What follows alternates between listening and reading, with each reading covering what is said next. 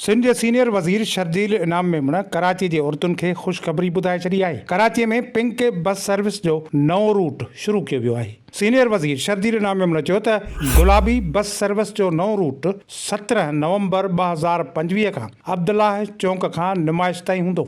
Senior वज़ीर शर्जील इनाम मेमण वधीक ॿुधायो त शुरूआती तौर ते ही सर्विस 3 मख़सूस वक़्तनि ते दस्तियाब हूंदी, जंहिंमें औरतूं सुबुह 8 खां 9 वॻे, मंझंदि 1 खां 2 वॻे ऐं शाम 5 खां 7 वॻे ताईं सफ़र करे सघंदियूं। सीनियर वज़ीर शर्जील इनाम मेमण वधीक चयो त औरतुनि लाइ सर्विस सफ़र दौरान आराम, हिफ़ाज़त ऐं बहितर इंतज़ामनि खे अवलियत ॾिनी वेंदी।